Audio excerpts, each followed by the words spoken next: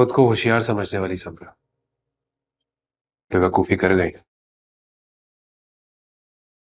और इसका अंदाजा उसे बाखूबी हो गया होगा, या फिर यूं कहें अम्मी के अपने पैरों पर खुद ही कुल्हाड़ी मार दी। ये सारे काम मेरे अल्लाह के। खैर बेटा, जो हो गया सो हो गया। अब तो मैं यही कहूंगी कि उसकी सारी बेवकूफियों को उसकी नादानी समझ के माफ कर दो और जिंदगी में आगे बढ़ो। जी अम्मी। और एक बात और, अब तुम उसके साथ कोई ज्यादती नहीं करोगे और ना ही उसके ऊपर हाथ उठाओगे। उसे आने तो दें। आ जाएगी ना। और मैं तो सोचूं खावर भाई से बात कर लेती हूँ, और ये भी हो सकता है कि मैं उसे लेने ही चली जाऊं। बिल्कुल भी नहीं, आप नहीं जाएंगी उसे लेने?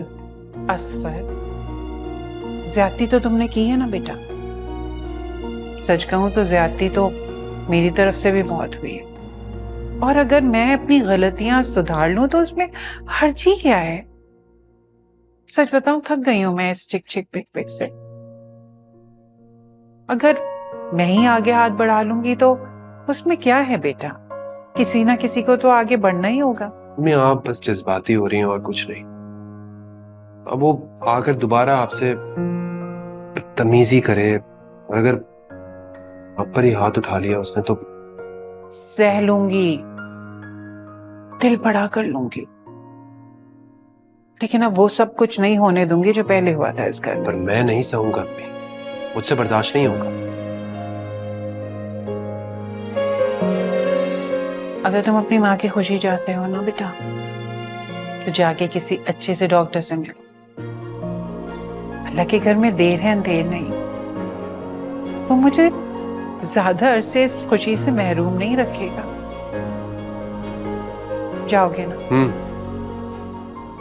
और एक बात और कान खोल के सुन लो तुम। अरे क्यों नहीं है? अच्छा बोले, क्या क्या बात? देखो बेटा, जब तक ये बात हम माँ बेटे के दरमियान महदूद थी तो किसी की मजाल नहीं थी, किसी की जुर्रत नहीं थी कि तुम्हारी बेरोजगारी पर कुछ कह सके। लेकिन अब ये बात ताने की तरफ चुभने लगी।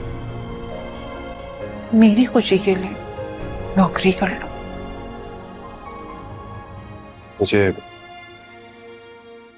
इस बार है उम्मीद के बहुत अच्छी नौकरी मिल जाएगी